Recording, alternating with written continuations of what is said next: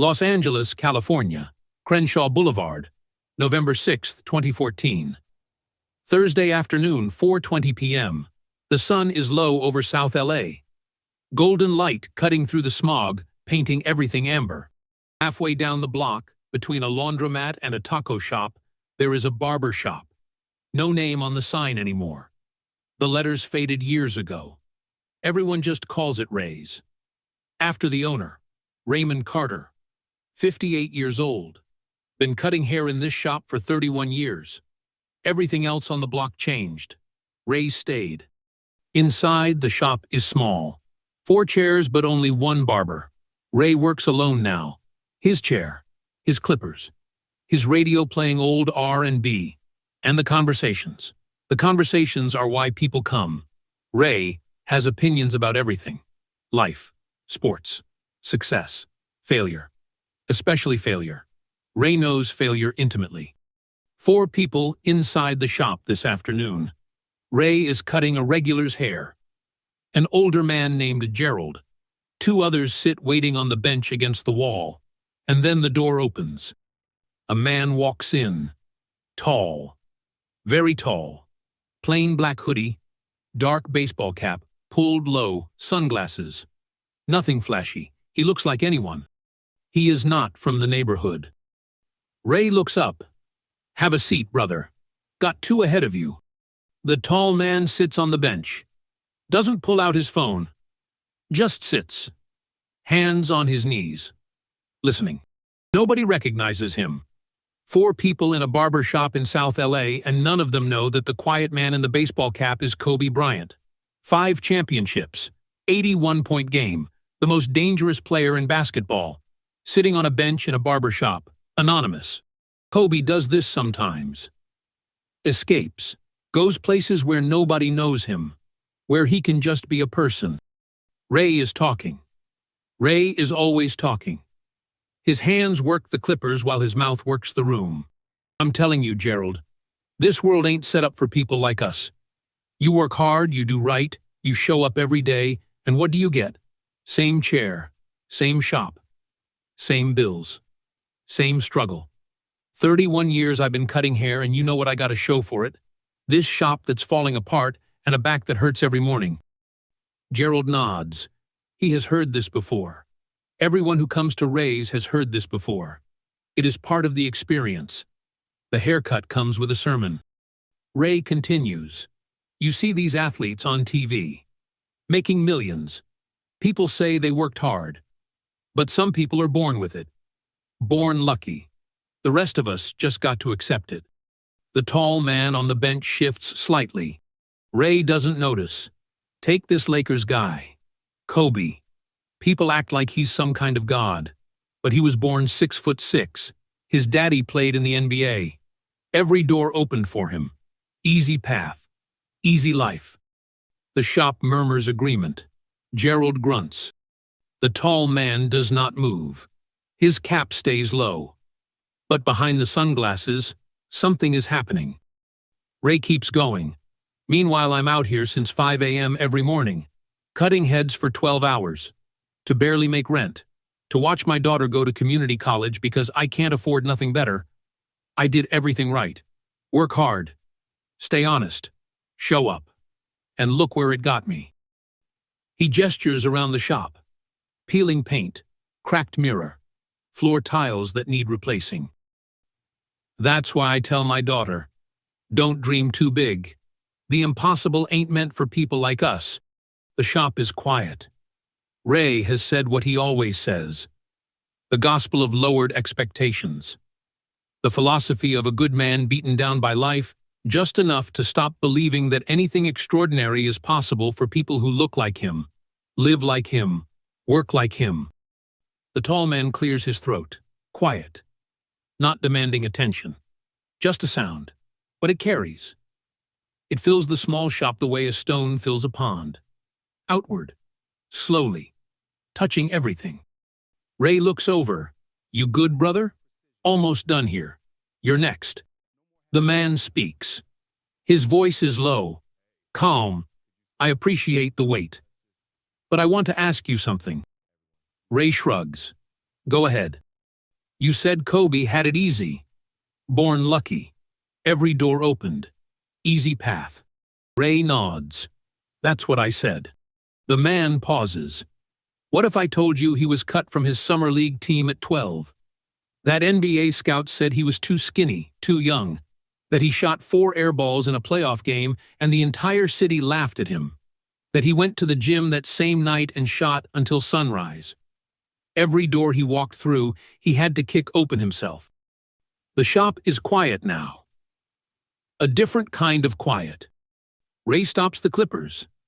How do you know all that? The man continues. What if I told you he wakes up at 4 a.m. every day, makes 400 shots before anyone else arrives, played through a broken finger, a torn Achilles, knee fractures, his body held together by surgical tape and willpower? Does that sound like an easy path? Ray puts down the clippers. Gerald turns around. Something has shifted in the room. You said you've been opening this shop at 5 a.m. for 31 years. That's right. You said you show up. Work hard. Stay honest. That's what I do. The man removes his sunglasses. His eyes are visible now. Dark. Intense. Wet. Then you and Kobe are the same person. Silence. Ray stares. Confused. Offended almost. The same? How? One man has 5 championships and a mansion. The other has a cracked mirror and peeling paint. The man leans forward. Success is about the process. The showing up. The 5 a.m. The 31 years. You opened this shop every day for 31 years. Most people can't do anything for 31 days, let alone 31 years. You raised a daughter. Kept this shop alive when everything around it closed. That's not failure. That's not bad luck. That's the same discipline. The same will. You just can't see it because nobody put a camera on it. Nobody put a jersey on it. But it's the same thing. Ray's eyes are filling. Something about being seen. Not as a barber. As a man who showed up every day for 31 years. Your daughter, the man says. You've been showing her what it looks like when a man doesn't quit. Every morning she saw you get up at 5 a.m. That was the lesson. Not the words. The action. That's the greatest gift any parent can give. A tear falls down Ray's face. He wipes it quickly. 58 years old. He does not cry in his shop. But this man just broke through 31 years of walls. The man removes his baseball cap. Slowly. And now Ray sees the face. The face he has seen on TV 1,000 times. The face on the poster in his daughter's room. The face that belongs to the man he was just talking about 5 minutes ago. Ray's hand goes to his mouth. His clippers drop. Hit the floor with a metallic clatter that echoes through the silent shop. Gerald spins around in his chair. The 2 men on the bench stand up. Nobody breathes. Kobe Bryant is sitting in Ray's barbershop. Kobe Bryant just heard every word. Heard Ray call his life easy. Heard Ray call him lucky. Heard Ray say the impossible wasn't meant for people like them. And instead of anger, instead of walking out, Kobe sat there and told Ray they were the same. Ray can't speak. His mouth is working but nothing comes out. He is staring at Kobe Bryant trying to reconcile the legend on TV with the man on the bench who just made him cry by telling him his 31 years mattered. That his 5 a.m. mattered. That his daughter was watching. That he was a champion and didn't know it. Kobe stands. Walks to the barber chair. Gerald scrambles out. Kobe sits down. I still need that haircut. The shop erupts. Laughter. Tears. Ray picks up his clippers. His hands are shaking. He has cut 10,000 heads in this chair. But never this. Ray starts cutting. His hands are shaking at first, but the rhythm returns. 31 years in this chair. His hands know the work even when his heart is overwhelmed. They talk while Ray cuts, not about basketball, about life, about discipline, about what it costs to show up. Kobe tells Ray about the 4 a.m. workouts, the loneliness of an empty gym, the injuries nobody sees, the doubt that comes at 3 a.m. when your body says stop and your mind says one more. Ray tells Kobe about the years the shop almost closed, the months he couldn't make rent, The pride of doing one thing well for 3 decades when the world tells you it isn't enough. When the haircut is done, Kobe stands, looks in the mirror, nods, reaches into his pocket. Ray waves his hand. No charge. Not after what you said. Kobe puts the money on the counter anyway, looks at Ray in the mirror. Tell your daughter to dream as big as she wants. She watched you show up for 31 years. She already knows how to make dreams real. He puts his cap back on, walks to the door, stops, turns back one last time. Ray, you said Kobe had every door open for him. But you know who opened the most important door today? You did. I almost drove past. Then I saw your shop. The one with no sign. The one that's been here 31 years.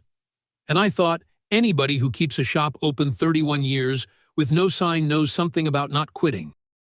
He walks out. The bell above the door jingles. The Crenshaw afternoon swallows him. Gone. Ray stands in his shop, clippers in hand, tears on his face, the radio playing soft R&B, the golden light coming through the window.